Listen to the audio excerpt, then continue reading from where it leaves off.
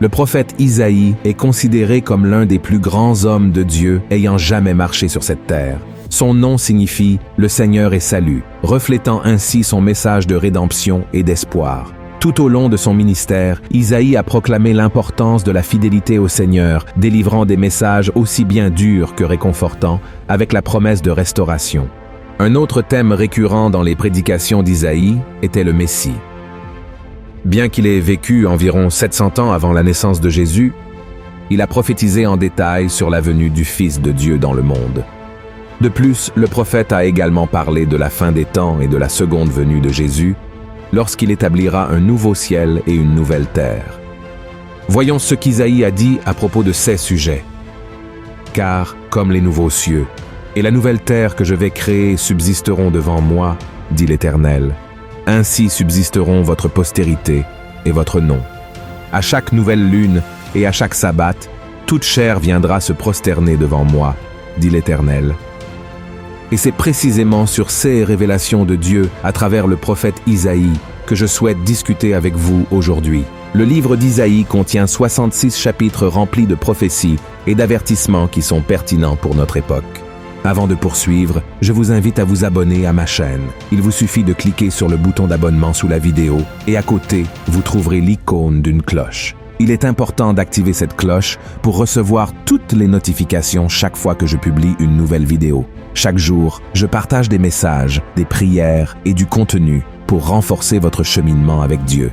Venez participer à cette aventure avec moi, d'accord? Allons-y. Le premier avertissement d'Isaïe est que les impies seront enveloppés par les ténèbres.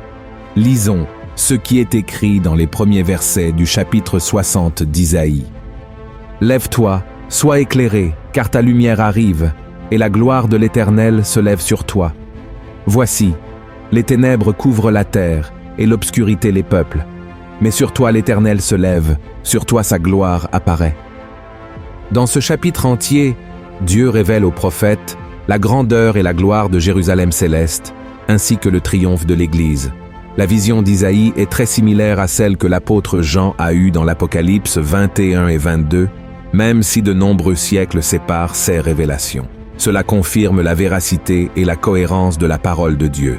Dans cette réalité céleste, il y aura une paix éternelle, où toute douleur, gémissement et larmes seront consolés. Les horreurs du passé ne les affligeront plus, car tout le règne appartiendra au Seigneur. Et c'est vraiment merveilleux, chers frères et sœurs. La grandeur de cette réalité est difficile à comprendre, mais il est important de noter qu'il y a des passages de ce passage qui indiquent que la situation sera différente pour ceux qui choisissent de persévérer dans le péché sans se repentir de leurs œuvres. Isaïe décrit que les ténèbres les envelopperont, car le soleil et la lune n'existeront plus, et la lumière qui éclairera les enfants de Dieu viendra directement du Saint-Esprit. Nous ne savons ni le jour ni l'heure du retour de Jésus. C'est pourquoi nous devons être toujours prêts, faisant la volonté du Père, combattant le péché et résistant aux tentations du diable. Car tôt ou tard, les trompettes retentiront, et ceux qui ne seront pas aux côtés de Christ seront enveloppés par les ténèbres, comme cela s'est produit avec les Égyptiens lors des 10 plaies d'Égypte. Voyons ce que la Bible dit à propos de cette réalité future. L'Éternel dit à Moïse, « Étends ta main vers le ciel, et qu'il y ait des ténèbres sur le pays d'Égypte, et que l'on puisse les toucher. » Moïse étendit sa main vers le ciel, et il y eut d'épaisses ténèbres dans tout le pays d'Égypte, pendant 3 jours. On ne se voyait pas les uns les autres, et personne ne se leva de sa place pendant 3 jours. Mais il y avait de la lumière dans les lieux où habitaient tous les enfants d'Israël. Quand les ténèbres sont tombées sur l'Égypte pendant ces 3 jours, tout s'est figé. Aucun Égyptien n'a pu accomplir quoi que ce soit, car l'obscurité a totalement dominé. C'était une conséquence de la désobéissance et de l'entêtement du peuple égyptien. Cependant, à la fin des temps, selon les paroles du prophète Isaïe, les ténèbres seront encore plus intenses et durables. Cependant, il est important de souligner que Dieu est et restera toujours la lumière de ceux qui l'aiment. Ceux qui choisissent de rejeter Dieu vivront éternellement dans les ténèbres. Le deuxième avertissement d'Isaïe est que ceux qui ne discernent pas entre le bien et le mal paieront un prix élevé pour leur choix. Maintenant, allons au chapitre 5 du livre d'Isaïe, où il nous avertit que ceux qui ne peuvent pas distinguer entre le bien et le mal et qui se considèrent sages à leurs propres yeux n'échapperont pas au jugement de Dieu. Ainsi parle la parole du Seigneur. Malheur à ceux qui appellent le mal bien et le bien mal, qui changent les ténèbres en lumière et la lumière en ténèbres, qui changent l'amertume en douceur et la douceur en amertume. Malheur à ceux qui sont sages à leurs yeux et qui se croient intelligents. Bien souvent, lorsque nous pensons à la bataille spirituelle, nous imaginons des anges combattant contre des démons. Bien que cela puisse arriver, la plupart des batailles spirituelles se déroulent dans notre vie quotidienne. Elles se présentent à nous lorsque nous sommes confrontés à des choix entre le bien et le mal, le juste et l'injuste, et ces décisions peuvent avoir un impact significatif sur notre vie. C'est pourquoi Jésus a dit ce qui suit. Entrez par la porte étroite, car large est la porte, spacieux est le chemin qui mène à la perdition, et il y en a beaucoup qui entrent par là. Mais étroite est la porte, resserrez le chemin qui mène à la vie, et il y en a peu qui les trouvent. C'est précisément cette lutte entre le bien et le mal que notre société a récemment affrontée. Nous devons réfléchir à savoir si nous serons fidèles dans notre mariage, si nous traiterons notre conjoint avec amour et respect. Nous devons décider si nous agirons avec honnêteté dans notre travail ou si nous chercherons des profits malhonnêtes. Nous devons choisir si nous serons du côté de ceux qui recherchent la vérité ou si nous nous unirons aux corrompus en quête de bénéfices personnels. Le pire de tout, c'est lorsque nous choisissons le mauvais côté et que nous essayons encore de justifier nos décisions en disant « il n'y a rien de mal à cela ».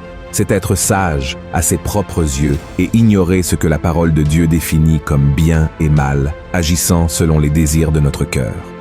Cependant, la Bible nous enseigne que le cœur de l'homme est trompeur et corrompu. Avant de prendre toute décision, nous devons consulter Dieu et choisir toujours la voie du bien.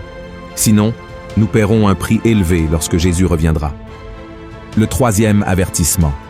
Dieu permet que des choses mauvaises se produisent pour nous éveiller. Dieu aime profondément sa création, mais le monde a été affecté par le péché. En ce moment de la fin des temps, il permet que des choses mauvaises se produisent sur la terre comme un avertissement de ce qui est à venir. Lisons ce que le prophète Isaïe a écrit au chapitre 26. « Mon âme te désire pendant la nuit, et mon esprit te cherche au-dedans de moi. Car lorsque tes jugements s'exercent sur la terre, les habitants du monde apprennent la justice. » Dans ce passage, les ordonnances font référence aux catastrophes, aux tragédies et aux événements adverses qui se produisent sur la terre. Par exemple, la pandémie actuelle de coronavirus a causé des souffrances et de la peur dans le monde entier, entraînant des millions de décès en peu de temps. Cependant, cela ne signifie pas que Dieu a spécifiquement envoyé le virus comme châtiment. Il a permis que cela se produise pour que nous reconnaissions notre dépendance de sa puissance et de sa miséricorde, et pour chercher son salut avant que des choses encore plus terribles ne se produisent. Dans le livre de l'Apocalypse, l'apôtre Jean décrit la vision des 7 coupes de la colère de Dieu qui seront versées sur les partisans de l'Antéchrist après le son de la 7e trompette. Ces coupes apportent des malheurs et des calamités, symbolisant le jugement divin. Le but d'Isaïe en nous avertissant de ces événements est de nous exhorter à remettre nos vies à Jésus et à vivre selon sa parole, afin que nous puissions trouver sécurité et salut au milieu des temps difficiles. Amen. Le 4e avertissement. Dieu est bon, mais il est aussi juste. Qui n'a jamais entendu au moins une fois dans sa vie cette phrase « Dieu est bon tout le temps ». Et c'est vrai, le Seigneur est tellement bon qu'il a donné la vie de son propre Fils pour que nous puissions être libérés du péché et nous réconcilier avec lui par le sang de Christ. Mais il ne sera pas bon avec tout le monde à la fin des temps. Dans Isaïe 24, le prophète a dit « La terre est déchirée, la terre se brise, la terre chancelle. La terre chancelle comme un homme ivre, elle vacille comme une cabane. Son péché pèse sur elle, elle tombe et ne se relève plus. En ce temps-là, l'Éternel châtiera dans le ciel l'armée d'en haut, et sur la terre, les rois de la terre. Ils seront assemblés captifs dans une prison. Ils seront enfermés dans des cachots, et, après un grand nombre de jours, ils seront châtiés. Comme nous pouvons le voir dans le 3e avertissement, ceux qui ont choisi de servir le diable plutôt que de servir Jésus seront punis par les jugements qui accompagneront les 7 coupes. Et tout cela ne se produira pas parce que Dieu est mauvais, mais parce que Christ est saint et qu'il ne peut pas vivre au milieu du péché. Dans le chapitre 13, le prophète Isaïe nous met en garde. « Voici, le jour de l'Éternel arrive, jour cruel, jour de colère et d'ardente fureur, qui réduira la terre en solitude et en exterminera les pécheurs. Car les étoiles des cieux et leurs astres ne feront plus briller leur lumière, le soleil s'obscurcira dès son lever, et la lune ne fera plus luire sa clarté. Je punirai le monde pour sa malice, et les méchants pour leurs iniquités. Je ferai cesser l'orgueil des hautains, et j'abattrai l'arrogance des tyrans. » Alors, si vous ne voulez pas faire partie de ce groupe de personnes qui seront condamnées à l'enfer, croyez en la mort et la résurrection de Jésus et vivez selon ces enseignements. Acceptez cet amour si grand de Dieu pour vous, car dans l'éternité avec lui, il n'y aura plus de douleur ni de souffrance. Amen. Et le 5e avertissement est « Cherchez le Seigneur pendant qu'il est temps. Qui peut nous garantir que demain nous nous réveillerons en vie? La Bible dit que notre vie est comme un souffle, et que nos jours sont comme une ombre passagère. C'est pourquoi le prophète Isaïe nous a avertis que nous devrions remettre notre vie au Seigneur dès que possible, car nous ne savons pas si nous aurons une autre opportunité demain. Voyez ce qu'il a dit au chapitre 55. « Cherchez l'Éternel pendant qu'il se trouve. Invoquez-le tandis qu'il est prêt. Que le méchant abandonne sa voie, et l'homme d'iniquité ses pensées. Qu'il retourne à l'Éternel, qui aura pitié de lui, à notre Dieu, qui ne se lasse pas de pardonner. Peu importe les erreurs que vous avez commises dans le passé, Dieu n'est pas préoccupé par cela. Ce qu'il veut, c'est que vous vous repentiez de vos péchés et que vous lui remettiez votre vie dès maintenant. Et pour cela, vous devez franchir 3 étapes importantes que je vais vous montrer maintenant. La première étape est de confesser vos péchés à Dieu. La Bible dit « Si nous confessons nos péchés, il est fidèle et juste pour nous les pardonner et pour nous purifier de toute iniquité. » Comme nous pouvons le voir, le pardon de Dieu est une promesse pour nous tous. Cependant, la décision de recevoir ce pardon et de se repentir des péchés nous appartient à chacun. Donc, mon frère, confessez vos péchés au Seigneur et croyez que vous avez déjà été pardonné.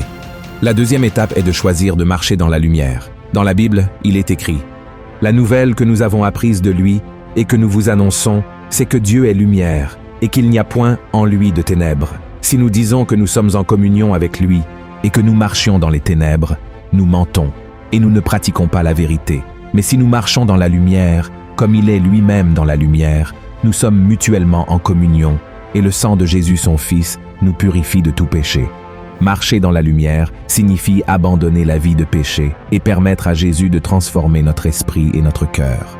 Lorsque nous faisons cela, nous lui accordons la liberté de nous transformer quotidiennement et trouvons la force de vaincre le péché.